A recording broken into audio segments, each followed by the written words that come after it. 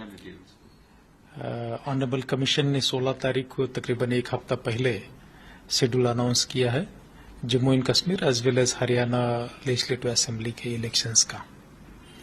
Jammu and Kashmir में कुल मिलाकर के 3 फेजेस में इलेक्शंस प्लान्ड है। उसमें फर्स्ट फेज में 7 जिले होंगे, सेकंड फेज में 6 जिले होंगे और लास्ट के फेज में जो है फिर 7 जिले हैं। फर्स्ट फेज जो है साउथ कश्मीर के 4 जिले और डोडा के जो 3 जिले हैं उनमें होने जा रहा है, जहां आपको 18 तारीख को फर्स्ट का पोल डेट रहेगा। नॉमिनेशंस जो है शुरू हो गए हैं 20 तारीख से 27 तक लास्ट डे है नॉमिनेशंस की। जहां तक सुविधाओं की बात है, हर एक पोलिंग स्टेशंस पर हमने बेसिक मिनिमम फैसिलिटीज रखी है। अभी स्पेशल समरी रिवीजन हुआ जिसमें हमने 209 पोलिंग स्टेशन नए क्रिएट भी किए हैं और तकरीबन जो है 200 के करीब पोलिंग स्टेशंस के लोकेशंस चेंज भी किए। कहीं बिल्डिंग जर्जर थी, खराब थी, फैसिलिटीज की कमी थी, पॉलिटिकल पार्टीज को लगता था कि नहीं कहीं सेंट्रलाइज्ड लोकेशन कोई दूसरा होगा, तो उस हिसाब से उनको कंसल्ट करते हुए उनके साथ बकायदा मीटिंग लेकर के जो है डीसी से प्रपोजल आया, कमीशन से अप्रूवल लिया और उसके बाद वो नए पोलिंग स्टेशंस या पोलिंग स्टेशंस के लोकेशंस में तब्दीली की है ताकि मैक्सिमम लोग जो है अपने पोलिंग स्टेशंस तक आसानी से पहुंच सके। हर एक पोलिंग स्टेशन पर जैसे मैंने कहा कि बेसिक फैसिलिटी रहेगी, पानी, बिजली, रैंप की सुविधाएं रहेगी, शेड रहेगा, दोनों के लिए मेल फीमेल के लिए सेपरेट क्यू रहेगी। कहीं अगर कुछ बुजुर्ग आता है, special abled person polling station पर पोल करने के लिए आता है तो उनके लिए क्यू हम सेपरेट कराएंगे ताकि वो जल्दी जल्दी वोट कर सके।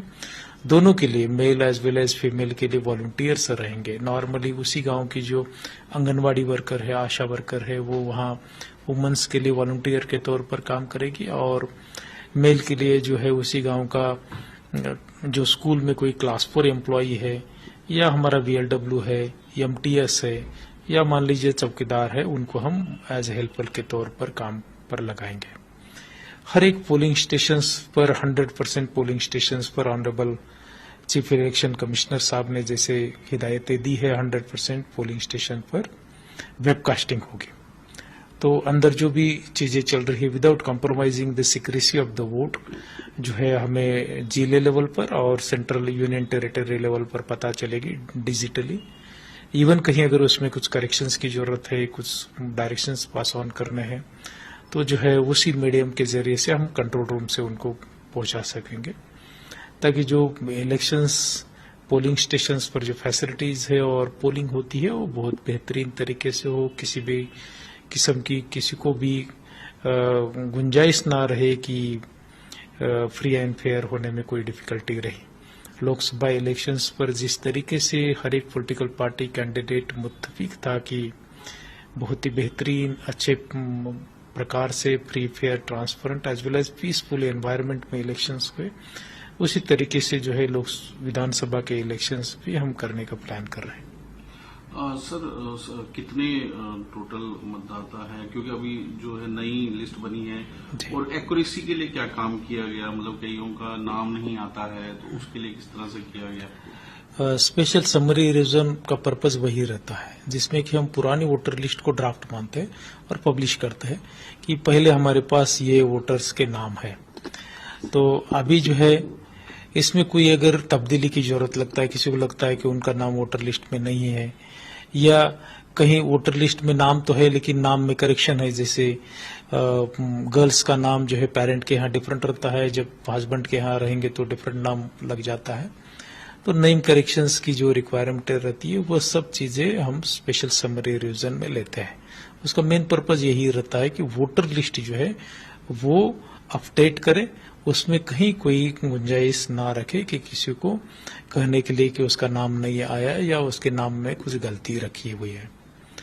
तो ये 15 दिन का पीरियड हमने दिया था।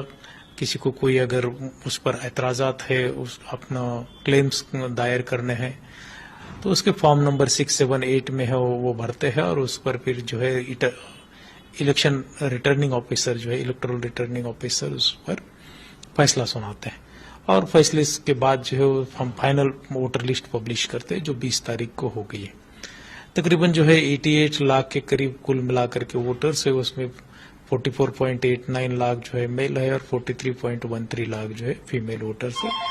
163 जो है ट्रांसजेंडर वोटर्स ने भी जो है रजिस्ट्रेशन किया है। हमारा प्रयास रहता है कि जो स्पेशल समरी रिवीजन है उसके दरमियान कोई भी वोटर जो है जो उसकी उम्र 18 साल की हुई है वो छूटा ना और कोई उसमें जो है डिफिकल्टी उसमें ना रहे। जी। न्यूज नेशन अब व्हाट्सएप पर खबरों की ताजा अपडेट के लिए न्यूज नेशन के इस QR कोड को स्कैन करें।